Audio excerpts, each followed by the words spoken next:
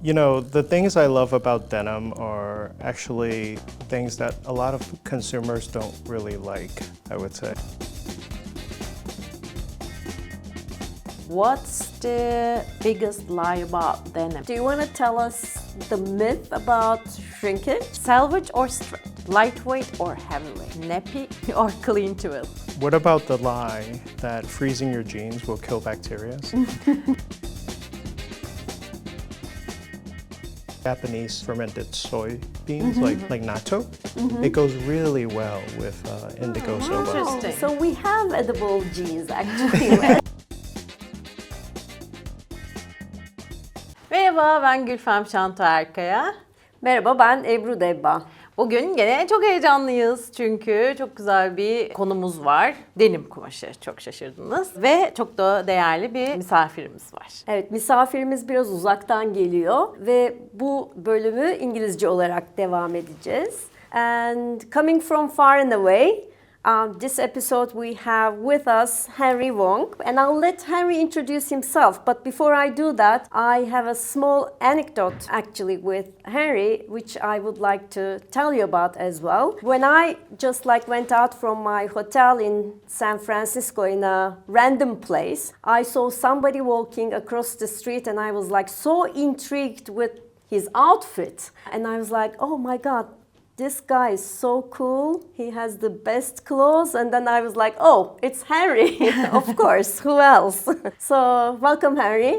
It's great to have you on this episode. And please tell us about yourself. Oh, well, thank you for having me in your lovely studio. It's full of indigo and denim, which is fantastic. Myself, I'm just a denim lover who somehow made his way into the industry. I work for AGI Denim, and I predominantly do product development and marketing. So I have the fortune of being able to not only produce the products and the lovely denim fabrics and the jeans, but I also get to do the storytelling for them. How great. And are you ready for our questions? Sure, let me try my best. So the first question, here it comes. What's your favorite denim quality that no one else seems to care about? You know, the things I love about denim are actually things that a lot of consumers don't really like, I would say. I love denim that sort of fight you a little bit when you first try to break them in, almost maybe like an untamed stallion, perhaps. So my favorite type of denim tend to be raw denim because often that gives you the opportunity to really put your lifestyle's mark onto the fabric as you wear it. And a lot of times in order to achieve that, the fabric has to be of a certain structure. It has to be stiff enough for you to be able to form creases where you're wearing them. And if you buy a lot of modern fabrics that have extensive fabric finishing properties on them, not to mention even garment finishing, that really softens the fabric up. When you wear those type of jeans, you typically have a lot of difficulty forming your own mark on them. And if you think about a piece of paper, which is relatively you can say stiff, right?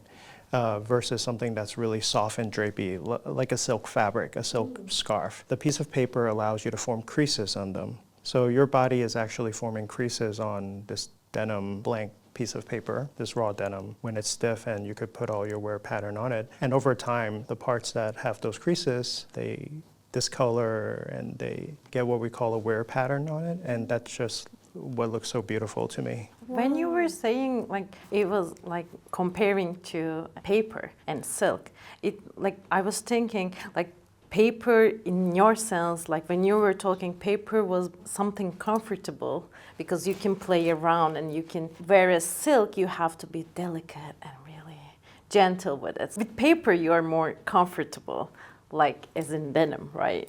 Exactly. And paper, I think, is a pretty good analogy for denim in the sense that it's not something that's super precious. And that's what we love about denim too. If you have to, whether in your job, if you're an IT professional, you might have to crawl behind servers or plug cables into sort of desktops or whatever, right? You're probably more comfortable wearing denim because when you come out there and if there's stains, if there's creases or dust, you're probably going to look cool. Versus like if you had a pair of like clean khaki twill like pants, like chinos, and if it's kind of like stained, you're like, oh no, I gotta like try to clean it off now. And I think that has a lot to do with why denim is sort of this enduring icon of workwear, but also like cool as well. I think the whole thing made me remember my 14-ounce sugarcane jeans that, I lost them on a trip, but those were like my precious piece of jeans because they had that paper feel, but paper as touch, I broke into them, they started feeling amazingly comfortable as well. Yeah, and I think we all, like who work in the denim industry, have some stories about that lost denim. Oh, That pair of pants that like, it's out there somewhere because they're so beautiful, nobody would ever discard them, but we have lost them. And where are they? What life are they living now? Are they in somebody's archive? Is somebody wearing them, perhaps? Living the life. Are they traveling? I hope that person who has my lost pair of jeans made it really far. Maybe they're traveling around the world in them. I love it. That's great. We should put like RFID, like tracking devices maybe inside our precious jeans. There's that one funny recent story where somebody actually like put an Apple AirTag into a pair of jeans that they returned, I think, and they tracked it around the world to see like where it would go, etc. And some people have been putting it in their sneakers that they've sold and discarded and donated. So there's like a few stories around that. So that's a really fascinating like experiment. Yeah. If I may just add one more thing though. Of course. Another characteristic of denim that people don't tend to like, I would say, is the hairiness of raw denim. In the denim industry, a lot of denim are singed. And it's a fascinating process for someone who's never seen it It's a happen. visual one. It's a very visual one. I think there's a few like kind of like pyromaniac-centric visual processes in denim production that I think are just so cool to look at. But denim singeing is one of those processes. And for the audience at home who may not have seen this before, essentially after all the processing of denim fabric, the production of the denim fabric, the material often looks very hairy because the fabric beat up motion, which is one of the denim weaving processes we have in denim production, it creates a lot of fluff in the yarn. So if you just imagine any yarn you have at home and you try to just manipulate it with your hands, just moving it around, like immediately it would get kind of fluffy looking. Well, all of that characteristic appears on a denim fabric and it looks like it's really hairy when you have a manufactured denim fabric. So in order to remove that hairiness, because it's not attractive for a lot of people, they have to actually run that over fire, to singe. So that's called denim singeing. So anyway, that process looks really cool, but I personally love like denim that is, like loom state. You just weave it and unsinged. As is, You unsinged. may be the first person that I hear saying that. And for me, it was the naps that we are missing, right? I haven't seen any nappy fabric for a long time in the market. Well, funnily enough, we actually put that out there about a year and a half ago. So those fabrics will be making their way to the end consumer pretty soon, I imagine, because the fashion development life cycle, especially in denim, is just so long. Yeah, I think it was 10 years ago when I first, 10 or 15 years ago when I first started working in denim industry, that there were nappy fabrics, but then all gone. Yeah, funnily enough, I'm wearing a Neppy Denim today. Yeah. So gone from the market, but not from our hearts. Yes. Yeah. So I have a question for you. If denim had a texture that you can eat, what would it taste like? Probably like a pastry. Probably like a laminated dough pastry, something with butter and dough, just kind of like, layered, one layer on top of each other and folded and like so crispy and flaky on the outside, just full of layered flavors, savory, but maybe there's some sweetness inside, I would say. I nice love for you. that. I think I would say like a little bit oily, like olive oil, kind of like there's a shine to it. Like I like the shine on the most secondhand kind of vintage jeans. And we tried to mimic that forever, like to get to that really authentic level of the shine, and we pressed, we did so many things. Yeah, I would say like that oily, softish. I remember there were like vintage fabrics with that, like kind of, I can feel the taste of it, the oily taste. Yeah. Like they were more like chambray 2x1. Yeah, possibly. Yeah, I remember seeing those. Yeah, possibly. Have either one of you eaten indigo? No. Oh, that Did was you? one of the things we brainstormed about, actually. Back in the day, edible jeans. Well, there are edible panties, so I don't think they were designed to be eaten after wearing, but yeah, you can actually eat indigo if it's done correctly in a food-safe process. In fact, there are a few operations in Japan that offer edible indigo because obviously it has to be the natural plant indigo and has to be fermented in a way that's food safe, and then you can then utilize that for cosmetics, you can utilize that for food. And Does it smell, like does that have a taste like it smell, or is it like more like a subtle? Have you ever been around a indigo ferra tinctoria or polygonum fermentation vat? Yeah, In Japan. in Japan. So it does have the aroma, the terroir of such a process. So while some people might find it, like, maybe it's not for me. The same can be said for someone smelling miso for the first time, or, fish sauce. But if you're a denim lover and somehow through time, you associate that indigo fermentation vat as something desirable or romantic or delicious, then yes, it can be quite delicious.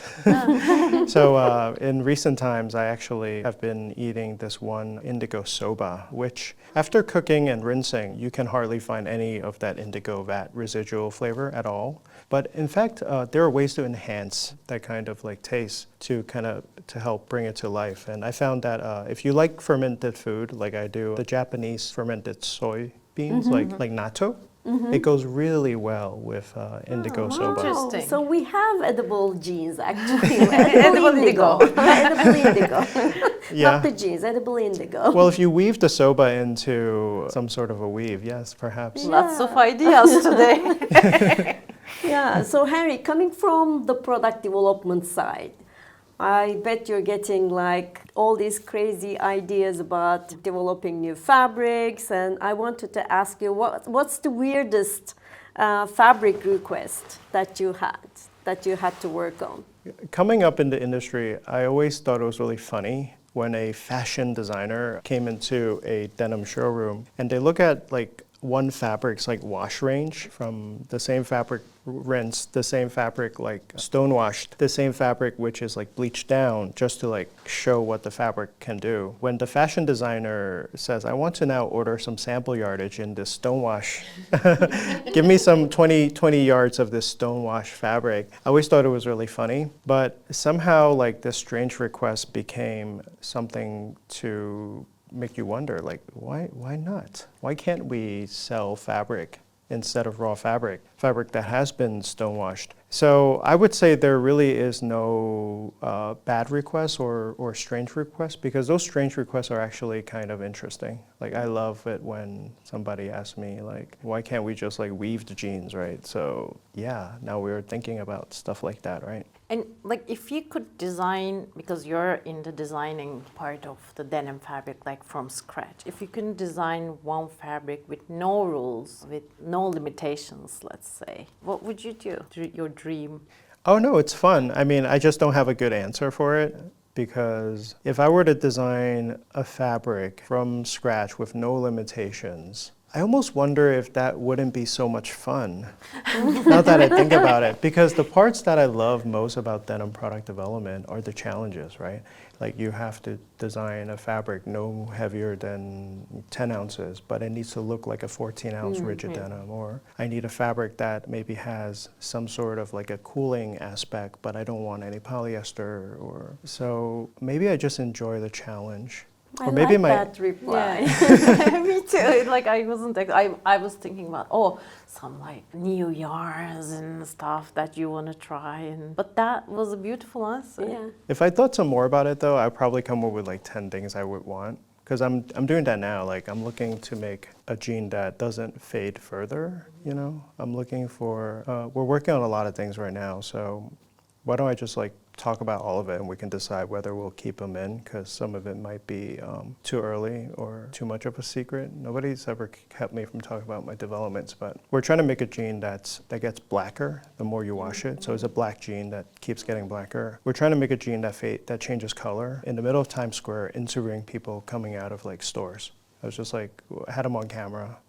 My lovely girlfriend, she was holding the camera and helping me with the interviews, and I was just trying to catch everyone I could coming out of Gap, coming out of Old Navy, Levi's, American Eagle. I was just like, hey, you look cool, like what do you do and what you buy in the store? And a young person from Vegas said, oh, I would love a jean that changes colors, like that would be really cool. And then that got us thinking. So we're working on a jean that changes colors. Not something cheesy like, oh, when you put your hand over it, like your handprint leaves a color change, but something that actually changes colors, like at home. Just one sneaker that was changing colors by, I'll try to find it, by Nike or Adidas. I don't know, it was changing color with direct sunlight. Those we're also trying to explain denim to the end consumers with these YouTube series. What's the biggest lie about denim fabric you wish we could stop repeating? It'd be nice to, if industry experts would stop telling people that all these American Selvedge looms were sold and shipped to Japan, and that's where they all are now. And that's why we can find Selvedge denim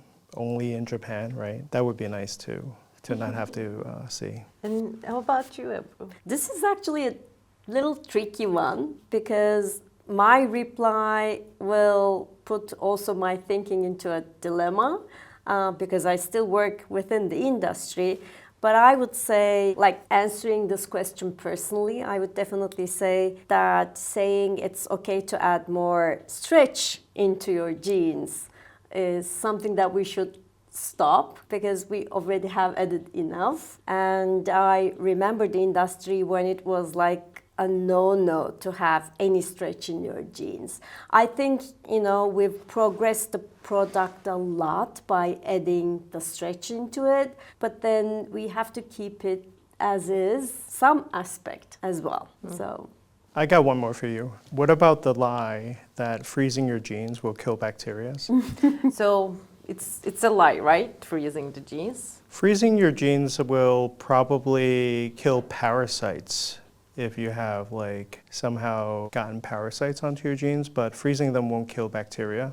In fact, that's how we preserve microbes. So freezing them will only just kind of like keep the microbes in that current stage. So it won't deodorize your jeans, nor will it kill bacteria. It's tough for me to like find a spot in my freezer to put my jeans in. So it's a heavy work for me too. do you want to tell us the myth about shrinkage? The myth about shrinkage, probably like at the retail level, is that like different jeans like shrink the same way, because definitely depending on how the fabric is processed and then also how the garments are processed, they will shrink completely differently. So I would say if people are talking a lot about, well, if it's Selvedge denim, they shrink differently, or if it's like Uniqlo jeans, they shrink differently. I think every single jean, or I should say every style, every jean style will shrink differently based on how the fabric and denim, the jeans are processed. And I think that's a great hint for our audience, because I still don't think that the retail space is educated enough to really bring that information to the consumer, and that creates a great confusion on the retail floor. And I think that's again like a great hint when you're buying your jeans. That's something you have to really keep in mind. Absolutely. The only positive aspect for the consumers who are shopping jeans from large retail stores is that they're testing compliance. It's actually fairly strict in terms of how much a jean can shrink after home laundry. Usually this is a maximum that a jean can shrink either in the warp direction, let's call it the vertical direction, or the weft direction, which is the, let's say, horizontal direction of the garment after 3 home laundries or 5 home laundries. So there is some consumer protection built into the testing manuals that the large brands and retailers give to their factories. I also just wanted to ask if you have ever had like a brand come in and ask you to train their retail space people who are working on at the stores, if you ever had that like experience or not. We've been asked to give what's called denim classes or denim 101s to different companies. I don't know if those are retail store people, but I haven't had the experience to go into a store to train the retail staff. I'm a bit scared to do that because I probably struggle a bit finding language that's not overly technical perhaps. So it might be an interesting growth opportunity, but I might not be able to do a good job personally. I think you'll do great because you were like explaining a couple of concepts today to like while we were talking, and it was Very really user-friendly. clean language, and you were using it like really words that are simple and like everyone can understand. And I think we can make this call out to the brands, like if they ever are interested in kind of like extending this kind of like simple but important knowledge to their retail space, they can definitely reach out to the denim heads in the industry. Yeah. So, we can do that as a call out. Welcome. Yeah. So, Henry, is there anything such as too much vintage? No. So, are you ready to defend your no? At the moment, I would say like no, but if we think about what it means that in the future, we would have produced so much that there's like excess, right? So perhaps there is too much vintage, but in the future. But at this moment, I would say buying vintage, collecting vintage, wearing vintage, using vintage, trading vintage, make profit on vintage, buy vintage and sell vintage, right? That's probably good for the world. So I would say there's no too much vintage at the moment. That's great. I love it. So if we think about the textile world, do you think denim get jealous of other fabrics? No way. Denim has nothing to be afraid of. It has inherent confidence. While maybe not a fabric, but its, let's say, brother or sister is leather. I would say it's a different material, not a textile. Denim is the pinnacle of textiles in my opinion, and the only one that maybe it's a little bit obsessed with, maybe infatuated with, whether for envy or for other purposes, is leather, I would say. It's the only other material that evolves with the wearer and conforms to the wearer's body, lifestyle, motions, etc. When I was like looking at this question, I thought like it was like the whole group of activewear fabrics that denim was jealous and like it tried to become like to have that activewear, like because there was this one moment in our history where denim was like shrinking and activewear was. I think that one moment it tried with the activewear, tried to mimic. Yeah. I mean, I have seen myself in yoga poses wearing my jeans. Yeah. And I was on papers, like on a national newspaper with that. Yeah, as well. Thank you for your sacrifice. Oh, it's a good thing that we're over it now. Denim back to its roots, right? Yeah. What's the secret language between denim and its wearer? Probably the stains. Probably like when you spill, soy sauce or beer or wine. These are not things that people actually can see a lot of times because that's the beauty of denim. You have stains in it, but and we don't wash our jeans too often. So. Not to say you can't, because I am a big fan of telling people just clean them as you need and please wash them if you feel comfortable washing them. I don't think it will ruin it by any means. If anything, they will probably extend its life if you wash them. Just don't dry them too much. Hang dry them. Don't put them in the dryer cycle for too long because the cotton will go away. That's why there's a lint trap.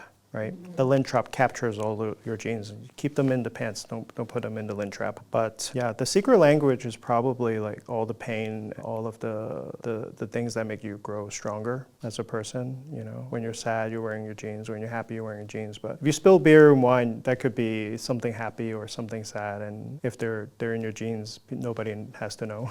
Yeah.